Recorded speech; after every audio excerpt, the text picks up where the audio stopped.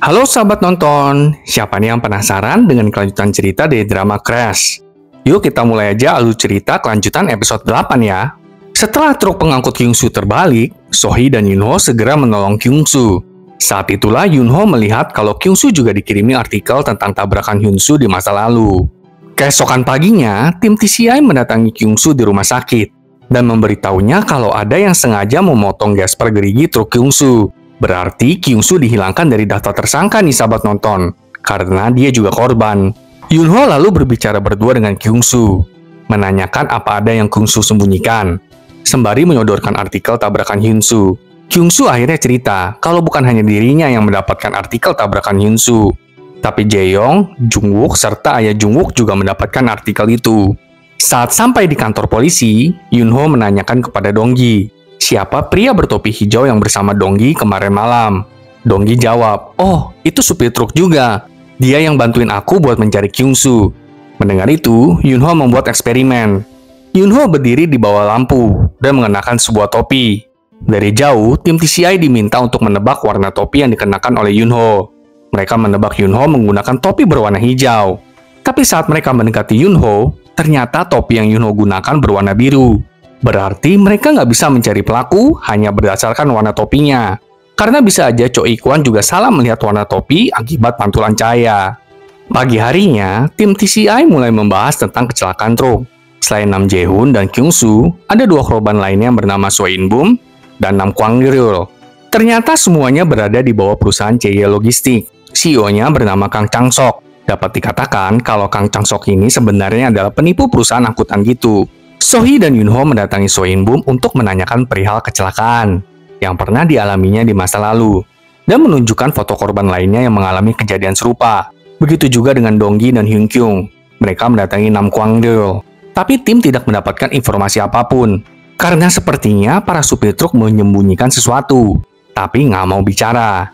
Yunho dan Sohee mendatangi Kyungsu, tapi Kyungsu pun nggak mau bicara. Harapan mereka hanyalah Nam Jae-hoon.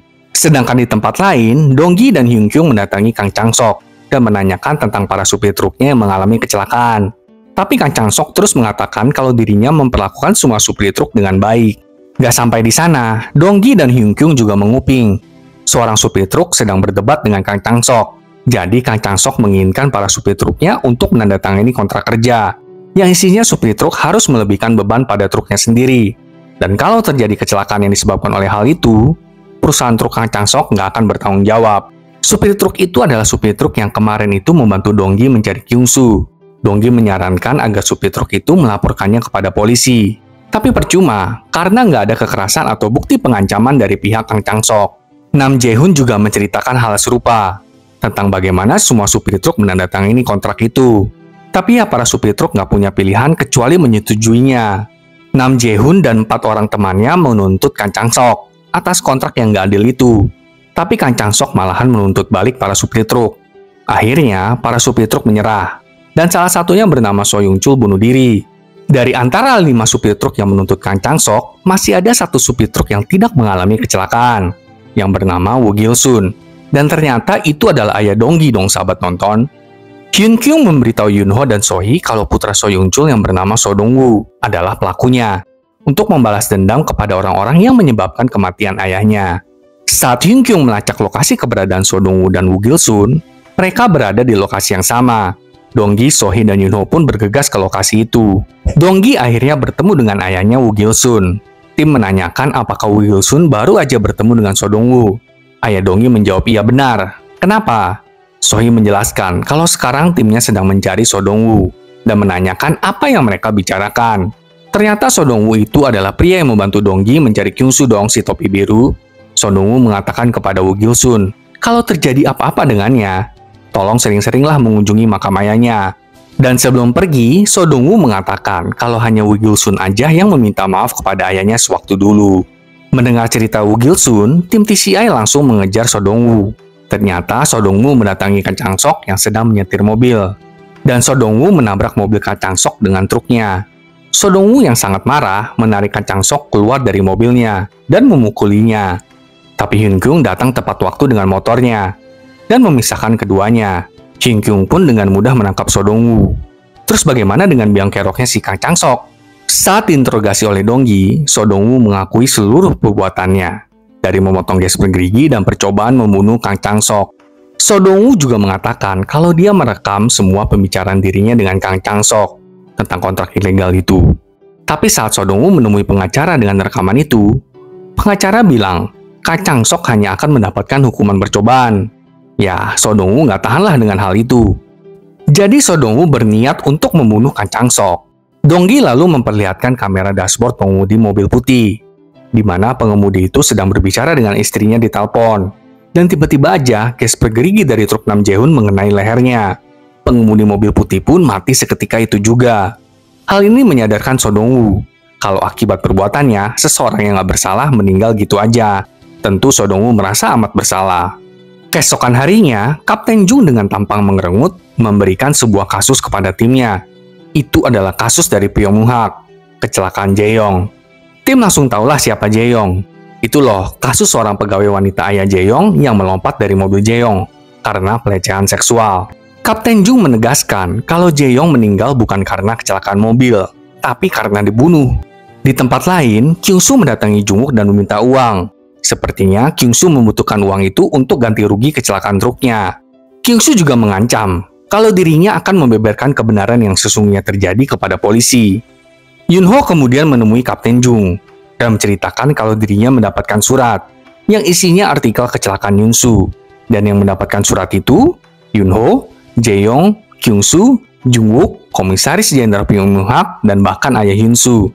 Yun-ho berpikir kalau bisa aja kasus Jae-yong ini diserahkan kepada Kapten Jung karena kematian Jae-yong dan kasus Hyun-soo berkaitan. Yun-ho juga menceritakan kalau dirinya melihat mobil hitam yang terekam saat kecelakaan Jae-yong di ruang santai supir truk kemarin itu, saat dirinya berbicara dengan Kyung-soo. Yun-ho berpikir kalau pembunuh Jae-yong bisa aja mengincar Kyung-soo. Sementara itu, Pyo Myung-hak dan ayah Jae-yong sedang minum-minum bersama dengan para wanita. Saat itu, Tae-ju masuk dan memberitahu mereka kalau dari CCTV terekam, ayah Yun-soo lah penguntit Jae-yong malam sebelum Jae-yong kecelakaan. Malam harinya, kita melihat Kapten Jung menonton rekaman CCTV pada saat Jae-yong kecelakaan. Dan pengemudi mobil hitam itu adalah seseorang yang menggunakan tongkat. Tapi sebelum kita semua mengira itu adalah ayah Hyun-soo, kita melihat kalau Kapten Jung juga mempunyai tongkat dong. Nah loh. Di tempat lain, nggak ayah nggak anak, Jung-wook juga lagi pesta pora bersama dengan teman-temannya dan para wanita. Saat itulah Pyo Myung-hak menelepon Jung-wook. Pyo Myung-hak ingin Kyung-soo menemuinya. Jung-wook langsung memberitahu Kyung-soo tentang hal ini. Kyung-soo dengan senang menyambut pertemuan itu. Tapi sebuah mobil hitam diam-diam mengikuti Kyung-soo. Di tempat lain, tim TCI sedang mengintai. Itu adalah kasus yang dulu sempat ditangani oleh Sohee. Dan tiba-tiba Tae-ju mengambil alih, lalu menutup kasus itu. Kasus tentang narkoba dan taksi gelap. Kyung-soo akhirnya sampai di lokasi janjian. Di lokasi itu tiba-tiba lampu sorot menyala. Dan Kyung-soo digebukin oleh para preman. Kyung-soo lari, tapi terus dikejar oleh para preman itu. Dan saat sedang berlari, Kyung-soo menelepon Yun-ho dan mengatakan, "Tolong aku, Pyo Myung-hak." Tapi di saat yang sama, tidak lama kemudian, Kyung-soo ditabrak oleh mobil hitam, sehingga dia tidak melanjutkan panggilannya dengan Yun-ho. Yun-ho pun tidak begitu menghiraukan panggilan Kyung-soo, karena ada tiba-tiba kecelakaan di dekat mereka. Saat Sohee dan Yun-ho sampai di TKP kecelakaan, ternyata kecelakaan itu melibatkan ayah Sohee dong. Ayah Sohee berlumuran darah dan diangkut dengan tandu oleh petugas. Melihat hal itu terjadi kepada ayahnya, sedih dan menangislah si Sohee. Wah, apa yang terjadi ya sahabat nonton? Kasus di dalam kasus ini namanya. Saksikan terus kelanjutannya minggu depan ya sahabat nonton. Sampai jumpa.